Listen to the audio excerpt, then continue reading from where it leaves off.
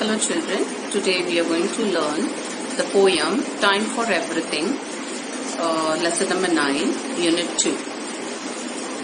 This is the poem which tells you the importance of time and what work to do at what time.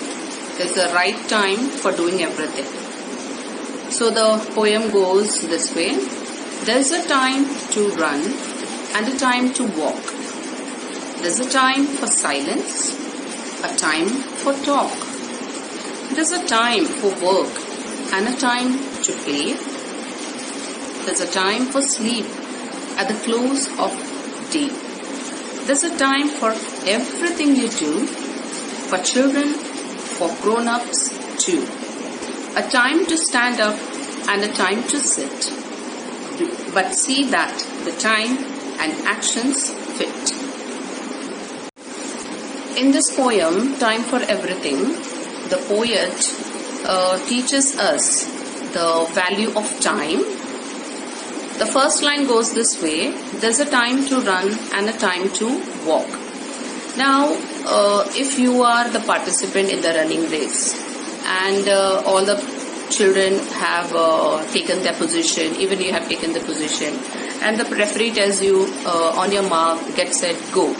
And when the referee says on your mark, get set, go, when the word go you hear, at that time you start running. So that is the right time to run. Then a time to walk. What is the time? When is the time to walk?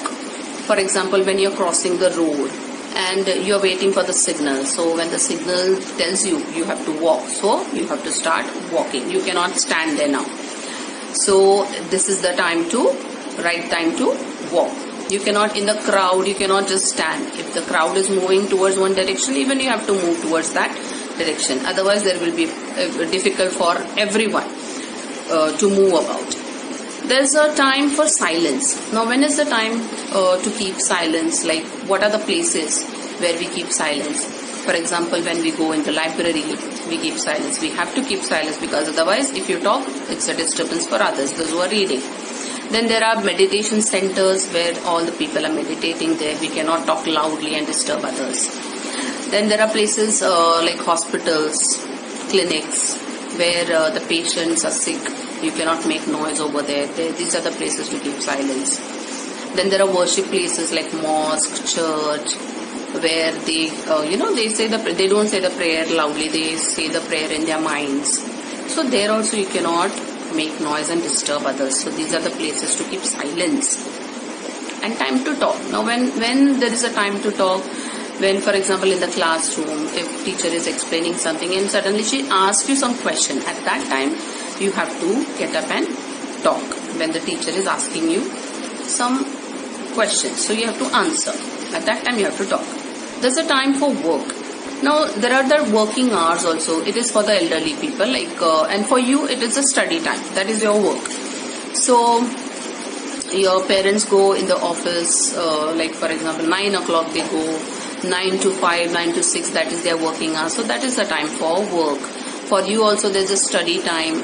You must have kept the fixed time for study. So, that is your working hours. Time for play. Now, after you finish your studies, after you finish all the activities related to the studies, related to the school, that is over, then mommy allows you to play. So, that is the time to play. There's a time for sleep. Now, there's a time for sleep at the close of the day. At the close of the day means when the sun sets. It's night time. It's a time to sleep. There are people who sleep in the afternoon also, but that's not the proper sleep. Like, it's a resting time for nap for 1 hour, for half an hour they sleep, just for a rest. Especially the moms, because they're working from the morning time, they get up early, so they get little tired. So, for a rest they sleep. But the long time ka sleep is the night time. So, at the close of the day means after sunset, we sleep. So, that is a fixed time to sleep. There's a time for everything you do. So if you don't make a timetable, when we follow the times table in a day, we have to prepare a timetable for us and we have to follow that timetable. So there is a time for everything you do. For children and grown-ups too. It's not that only the children have to follow this or only the grown-ups have to follow this. This time schedule or following the timetable is for everything, for everyone. A time to stand up and a time to sit. Now when you have to stand up, when somebody tells you, teacher tells you, asks you the answer, asks you the question, and she expects answer from you. So you have to get up, you have to stand up, show some respect to the teacher. Whenever somebody is asking you something, you have to stand up. For example, some elderly person also comes in your house, grandfather, grandmother, or any guest comes in your house. You cannot keep standing, keep sitting in front of them. You have to just get up and welcome them and offer them water, ask them whether they want tea or coffee.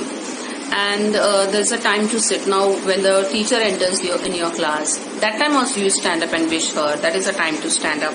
Then teacher tells you, okay, good afternoon children, or good morning children, and she allows you to sit. So that time you have to sit down.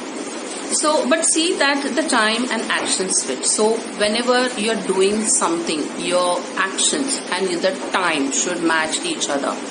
In the night time you cannot keep awake, and then the morning time, when it is a time to wake up, you cannot keep sleeping at that time.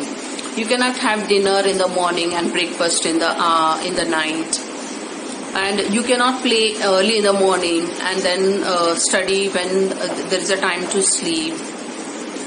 You cannot make noise when you go in the meditation centers or in the hospitals or in the libraries. So these actions, whatever you are doing, should match each other.